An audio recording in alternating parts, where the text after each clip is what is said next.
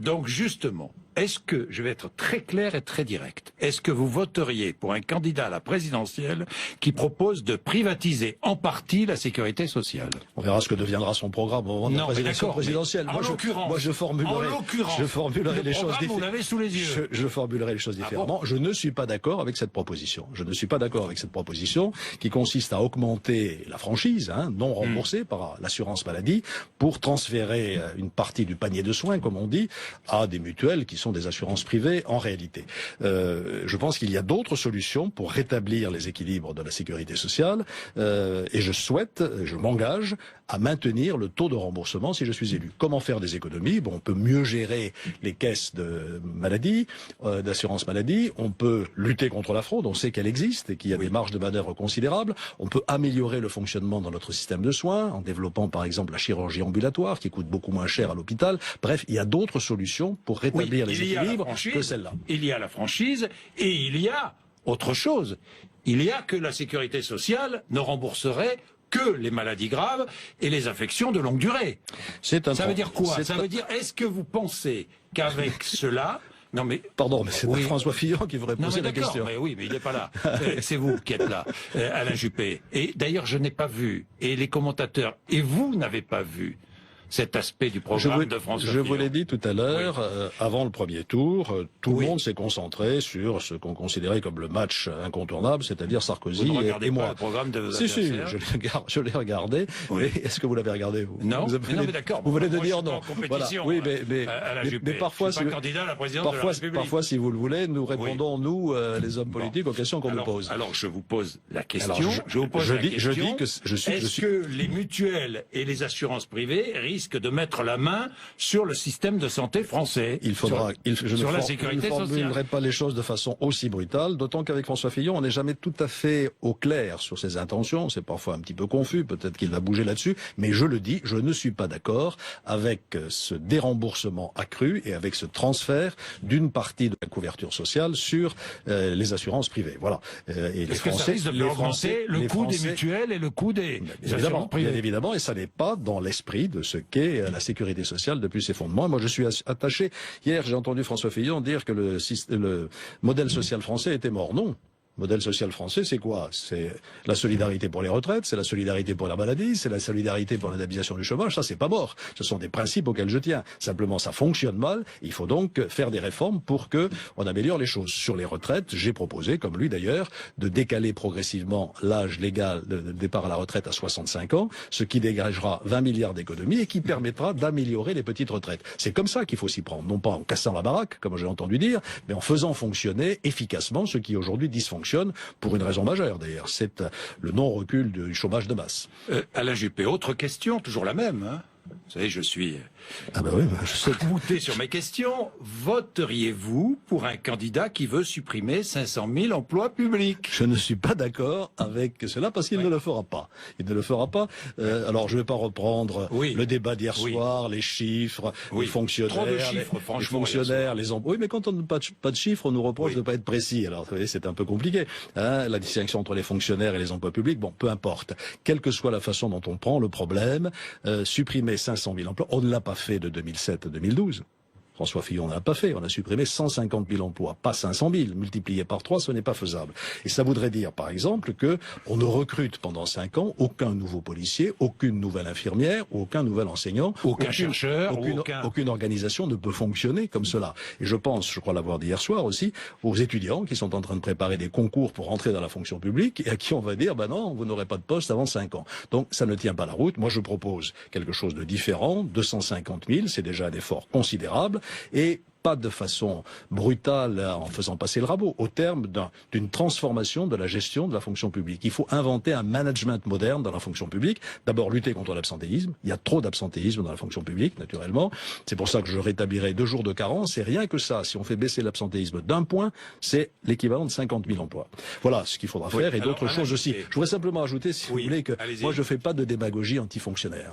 On a besoin d'une fonction publique de qualité en France. C'est le service public. Je pense que ce fonctionnaire bashing là n'est pas du tout non plus quelque chose d'acceptable. Alain Juppé, on est à 8h43, je constate que vous n'êtes pas d'accord sur la santé, que vous n'êtes pas d'accord du tout sur la suppression du nombre d'emplois publics. Donc, deux sujets majeurs. Mais il y a beaucoup d'autres choses. Je suis d'accord. Sur l'orientation générale, à savoir, il faut maîtriser la dépense publique, il faut baisser les dépenses, il faut alléger le poids de l'impôt, il faut simplifier le marché du travail. Là, nous avons des convergences et puis nous avons quelques différences. Mais les Français décideront.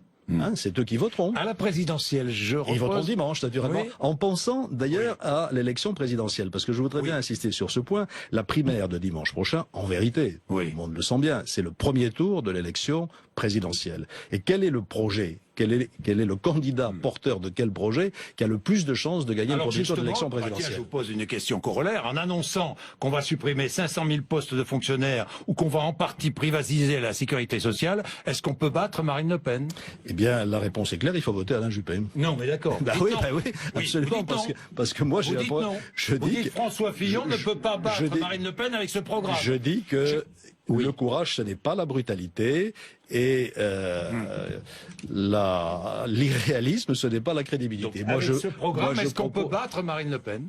Eh bien, je pense que pour battre Marine Le Pen, je suis mieux placé avec mon programme à moi. Voilà. Donc, je le répète, dimanche prochain, pensez-y avant d'aller voter, parce que ça conditionne le premier tour de l'élection présidentielle. Ce matin, danger si François Fillon est face à Marine Le Pen. Ça, c'est vous qui le dites. Je dis que j'ai plus de chances de gagner. Je préfère présenter les choses de manière positive, si vous voulez. À la présidentielle, voteriez-vous pour un candidat qui pense qu'Assad peut être un partenaire dans la lutte contre l'État islamique? Je suis d'accord avec François Fillon pour dire qu'il ne faut pas s'antagoniser avec la Russie, naturellement. C'est un grand pays, notre voisin, il faut parler avec Poutine, bien entendu, c'est ce que je ferai, naturellement. Mais il faut dire à Poutine des choses claires. Il faut lui dire que l'annexion de la Crimée, c'est contraire à toutes les lois internationales. Et quand François Fillon compare avec le Kosovo, ça n'a rien à voir. Au Kosovo, c'est les Nations Unies qui sont intervenues. Même si le peuple, si les habitants de Crimée ont toujours penché pour la Russie. Mais on fait un référendum. François Fillon. Mais on fait... Non, Alain Juppé. Pardon, Alain Juppé. Mais remarquez, parce que sur la Crimée, vous avez la même position. Mais on fait, mais il n'entend pas tout à fait les mêmes conséquences. Et on fait, à ce moment-là, si on veut donner la parole au peuple, un référendum international. Et pas comme ça a été fait. Deuxièmement, sur l'Ukraine, on a signé un accord dans une ville qui s'appelle Minsk, et qui vise à rétablir la paix en Ukraine. Il faut que la Russie joue le jeu. Alors François Fillon dit, Kiev... que les Ukrainiens jouent le jeu. Kiev ne joue pas le jeu, c'est en partie vrai, mais on sait très bien que la Russie attise aussi l'action des indépendantistes. Donc, il faut là aussi demander à M. Poutine. Et je voudrais pardon. Nous allons revenir sur la Syrie. Je voudrais bien qu'on revienne au Proche-Orient. Et sur Poutine. Mais j'ai une question précise. Faut-il laisser les avions français présents en Lituanie pour protéger les pays baltes d'une éventuelle invasion russe? Ça fait partie d'un accord que nous avons conclu dans le cadre de l'OTAN. Donc, nous avons été d'ailleurs sur ce point, et à juste titre, extrêmement prudents. L'OTAN a fait des erreurs, et les États-Unis ont fait des erreurs, en donnant le sentiment à la Russie qu'on allait l'encercler avec des batteries de missiles antimissiles, etc. Il ne s'agit pas de s'antagoniser avec la Turquie, avec la Russie. Et moi, je suis partisan, au contraire, d'une négociation pour arriver à un accord de sécurité collective en Europe. Mais là n'est pas la question aujourd'hui. Je pense qu'il faut savoir dire à M. Poutine que sur un certain nombre de points, on n'est pas d'accord. Alors j'espère que François Fillon le fera. Je voudrais quand même souligner... Est-ce qu'il est prêt, selon vous, à négocier avec Assad? Il l'a dit, oui, il l'a dit. Et pour moi, ça pose un problème majeur, parce que Bachar el-Assad est le premier responsable de ce qui se passe aujourd'hui en Syrie. Je ne veux pas refaire l'histoire, mais en 2011, quand ça s'est déclenché, les manifestants dans les rues de Damas, c'était pas l'État islamique, c'était pas Daesh, c'était des étudiants qui en avaient assez de la dictature qu'ils subissaient depuis des années avec le père de Bachar el-Assad. Or, Bachar el-Assad a tout refusé. Nous avons essayé de le pousser à ouvrir un peu son régime de façon plus démocratique. On lui a envoyé des missions de la Ligue arabe, etc. Je ne veux pas refaire l'histoire. Il a tout refusé. Il a réprimé ça dans le sang. Et c'est ce qui a fait monter en puissance l'opposition la plus radicale. Et aujourd'hui, la situation est intolérable. Massacré comme on le fait aujourd'hui. Depuis 2011. Et ça continue. Et ça s'accélère. Vous avez raison. D'abord, c'était Homs. Maintenant, c'est Alep. Avec une population, les femmes, 2011, vous n'avez trouvé aucune solution. Parce que nous avons Hollande. Nous avons échoué. Je le reconnais. Pourquoi est-ce que nous avons échoué? Parce que nous avions une stratégie qui était de nous débarrasser de Bachar el-Assad et que nous ne nous en sommes pas donné les moyens. Le jour où M. Obama a dit si Bachar el-Assad utilise des armes chimiques, ce sera la ligne rouge et nous ne laisserons pas franchir. La ligne a été franchie, on n'a rien fait. À partir de là, la Russie est revenue en force et a remis Bachar el-Assad qui était prêt de s'effondrer. La Russie qui est en force auprès d'Assad, il faut bien discuter avec elle. Il faut prendre comme partenaire. La Russie naturellement. Vous me parlez de Bachar el-Assad. Moi je ne dis pas la Russie bien sûr. Il faut une coalition internationale sur le terrain. Avec la Russie. Parce que la priorité c'est la lutte contre l'État islamique. Avec la Russie. Bien sûr avec la Russie à condition que la Russie cible bien ses attaques contre l'État islamique, ce qui n'est pas tout à fait le cas. En revanche, il n'y aura pas de solution durable, il n'y aura pas de retour à la paix en Syrie avec Bachar el-Assad, parce que la population syrienne ne l'acceptera pas. Alors on me dit que les chrétiens d'Orient, eux, considèrent que Bachar el-Assad les a protégés. Moi j'ai toujours été extrêmement attentif à la situation des chrétiens d'Orient, qui ont été déracinés de leur terre, et c'est absolument inacceptable, mais ça n'est pas une raison, je pense, pour se lier les mains avec quelqu'un qui est responsable de la situation telle que je l'ai décrite. François Fillon risque de se lier les mains? Il a dit qu'il fallait effectivement remettre Bachar el-Assad autour de la table. Moi, je ne suis pas d'accord avec cela. Il faut discuter avec la Russie, il faut discuter avec les États-Unis, qui doivent revenir dans le jeu. Et il faut trouver. Non, j'ai rien insinué du tout. François Fillon et Poutine étaient deux amis proches. Bon, ça, j'ai pas insinué. C'est la première fois qu'un chef d'État étranger prend position dans une élection présidentielle française. J'ai vu M. Poutine sur les écrans de télévision français dire M. Fillon est le bon candidat. Donc voilà, peu importe. Non, ne me faites pas dire des choses que je... renversement d'alliance, ne me faites pas dire des choses que je ne veux pas dire. Mais la réponse est non. Mais il y a nécessité d'être beaucoup plus précis, beaucoup plus ferme avec la Russie en disant là, nous ne sommes pas d'accord et la France n'a pas validé d'emblée une solution qui maintiendrait Bachar el-Assad au pouvoir. Quand j'en parlais il y a quelques années avec mon homologue Sergueï Lavrov, qui est toujours le ministre des Affaires étrangères, bien sûr, eh bien, je sentais qu'il y avait chez les Russes la volonté de trouver une solution en dégageant Bachar el-Assad. Sauf qu'aujourd'hui, ils l'ont remis sur le trône et ça ne marchera pas. Si vous êtes battu dimanche, vous soutiendrez François Fillon?